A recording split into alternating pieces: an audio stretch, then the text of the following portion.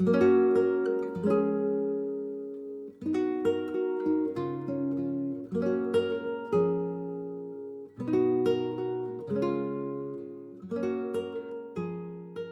dramatic reading of Alice's Adventures in Wonderland by Lewis Carroll. Chapter 8: The Queen's Croquet-Ground.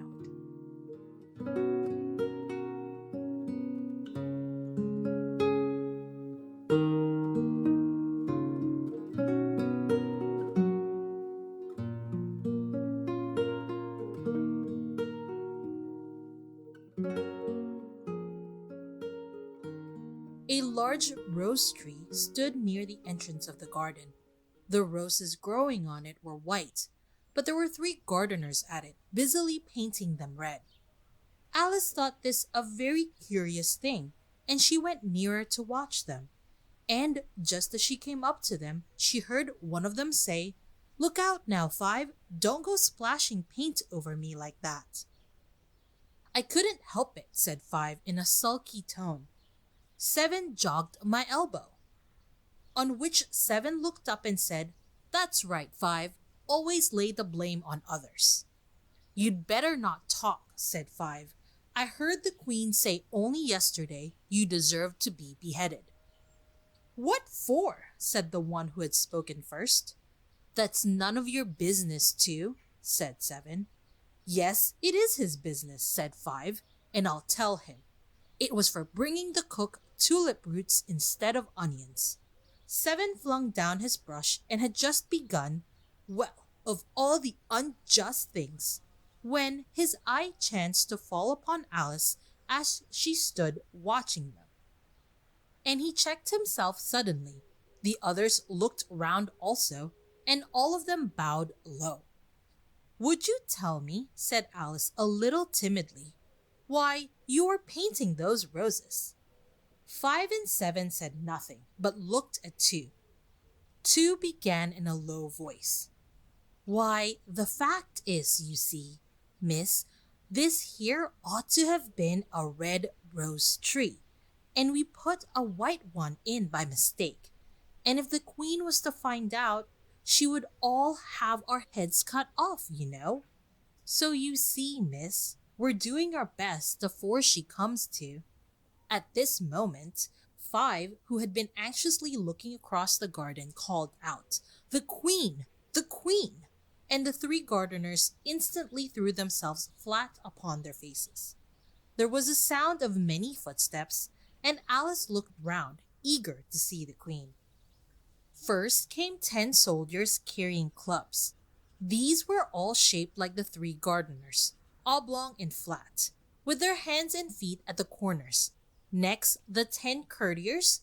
These were all ornamented all over with diamonds, and walked 2 and 2 as the soldier did. After these came the royal children. There were 10 of them, and the little dears came jumping merrily along, hand in hand in couples.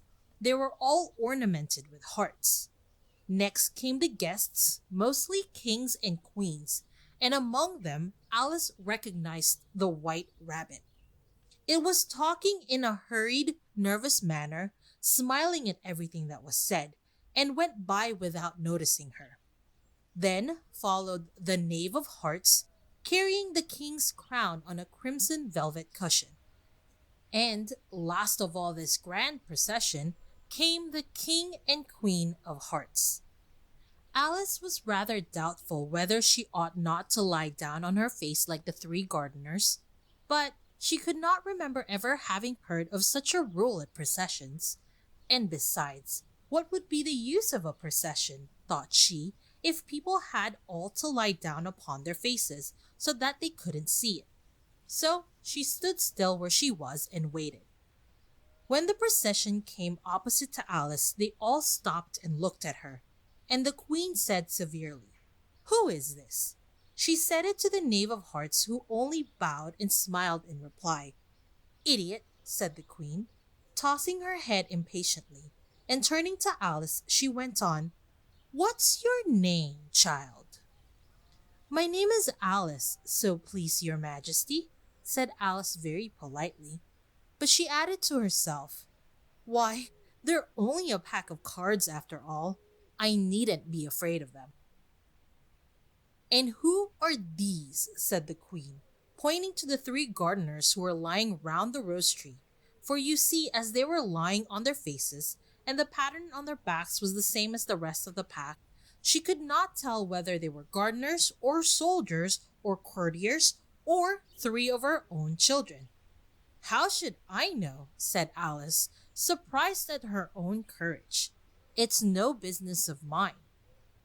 The queen turned crimson with fury, and after glaring at her for a moment like a wild beast, screamed, "Off with her head! Off!" "Nonsense!" said Alice very loudly and decidedly, and the queen was silent. The king laid his hand upon her arm and timidly said, "Consider, my dear, she is only a child." The queen turned angrily away from him and said to the knave, "Turn them over." The knave did so, very carefully with one foot. "Get up," said the queen in a shrill, loud voice, and the three gardeners instantly jumped up and began bowing to the king, the queen, the royal children, and everybody else. "Leave off that," screamed the queen. "You make me giddy." And then, turning to the rose tree, she went on, "What have you been doing here?" "May it please your majesty," said two, in a very humble tone, going down on one knee as he spoke, "we were trying—" "I see," said the queen, who had meanwhile been examining the roses. "Off with their heads!" And the procession moved on, three of the soldiers remaining behind to execute the unfortunate gardeners, who ran to Alice for protection. "You shan't be beheaded," said Alice, and she put them into a large flower pot that stood near. The three soldiers wandered about for a minute or two, looking for them, and then quietly marched off after the others. "Are their heads off?" shouted the queen. "Their heads are gone, if it please your majesty," the soldiers shouted in reply. "That's right," shouted the queen. "Can you play croquet?" The soldiers were silent and looked at Alice, as the question was evidently meant for her. "Yes," shouted Alice. "Come on, then," roared the queen, and Alice joined the procession, wondering very much what would happen next. It's a very fine day," said a timid voice at her side. She was walking by the white rabbit, who was peeping anxiously into her face. "Very," said Alice. "Where's the Duchess?" "Hush, hush," said the rabbit in a low, hurried tone. He looked anxiously over his shoulder as he spoke, and then raised himself upon tiptoe, put his mouth close to her ear and whispered, "She's under sentence of execution." "What for?" said Alice. "Did you say, 'What a pity'?" the rabbit asked. "No, I didn't," said Alice. "I don't think it's at all a pity. I said, 'What for?'" "She boxed the queen's ears," the rabbit began. Alice gave a little scream of laughter. "Oh, hush!" the rabbit whispered in a frightened tone. "The queen will hear you. You see, she came rather late, and the queen said—" "Get to your places," shouted the queen in a voice of thunder, and people began running about in all directions, tumbling up against each other. However, they got settled down in a minute or two, and the game began. Alice thought she had never seen such a curious croquet ground in her life. It was all ridges and furrows. The balls were live hedgehogs, the mallet live flamingos, and the soldiers had to double themselves up and to stand on their hands and feet to make the arches. The chief difficulty Alice found at first was in managing her flamingo.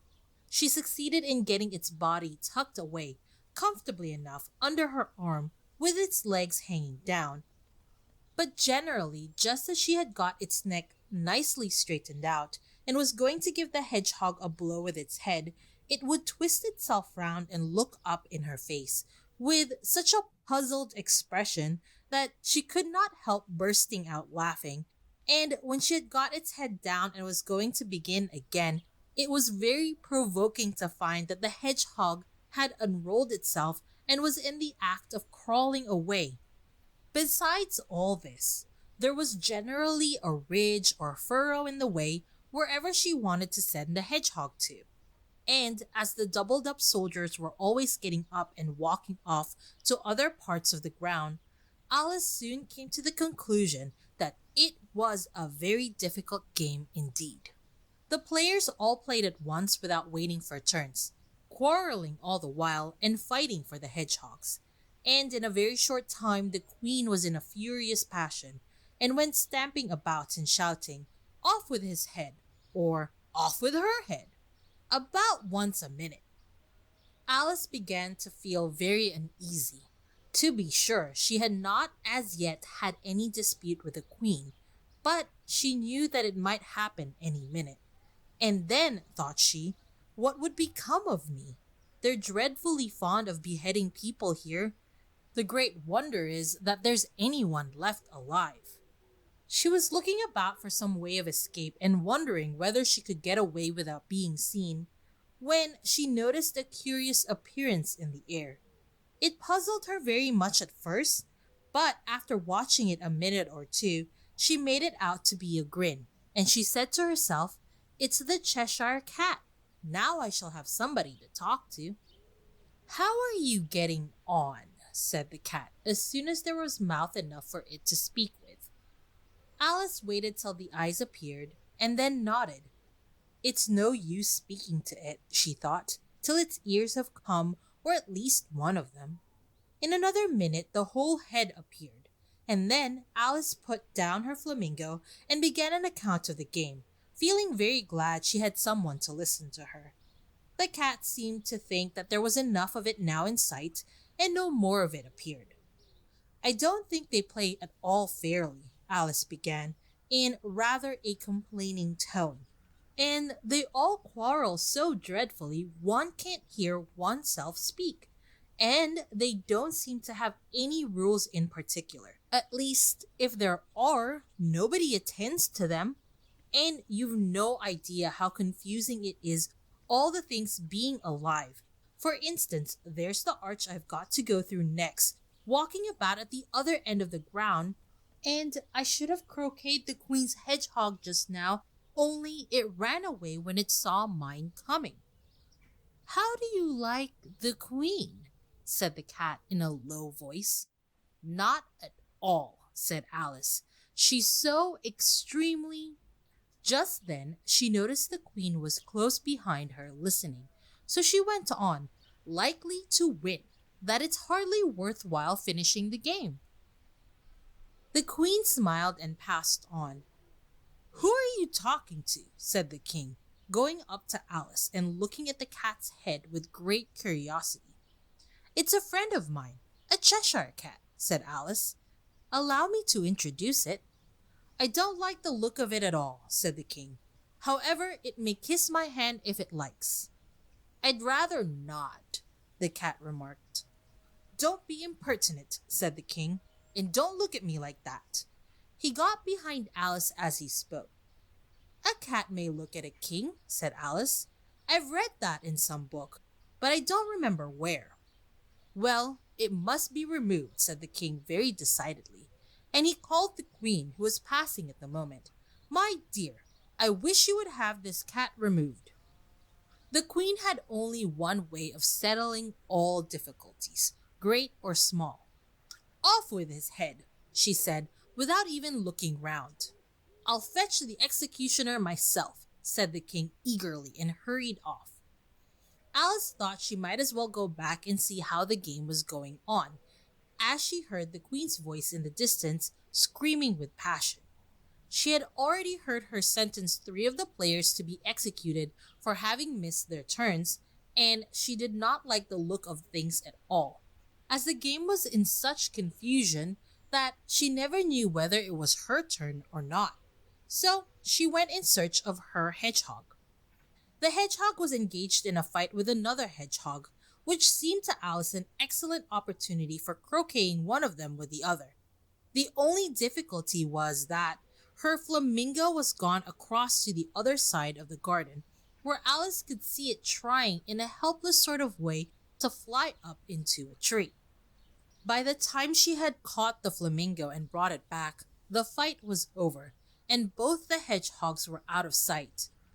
But it doesn't matter much, thought Alice, as all the arches are gone from this side of the ground. So she tucked it away under her arm that it might not escape again, and went back for a little more conversation with her friend. When she got back to the Cheshire Cat, she was surprised to find quite a large crowd collected around it. There was a dispute going on between the executioner, the king, and the queen, who were all talking at once, while all the rest were quite silent and looked very uncomfortable. The moment Alice appeared, she was appealed to by all three to settle the question, and they repeated their arguments to her. Though, as they all spoke at once, she found it very hard indeed to make out exactly what they said. The executioner's argument was that you couldn't cut off a head unless there was a body to cut it off from, that he had never had to do such a thing before, and he wasn't going to begin at his time of life. The king's argument was that anything that had a head could be beheaded, and that you weren't to talk nonsense. The queen's argument was that if something wasn't done about it in less than no time, she'd have everybody executed all round. It was this last remark that had made the whole party look so grave and anxious. Alice could think of nothing else to say but, "It belongs to the Duchess. You'd better ask her about it." "She's in prison," the queen said to the executioner. "Fetch her here." And the executioner went off like an arrow. The cat's head began fading away the moment he was gone, and by the time he had come back with the Duchess, it had entirely disappeared. So the king and the executioner ran wildly up and down looking for it, while the rest of the party went back to the game.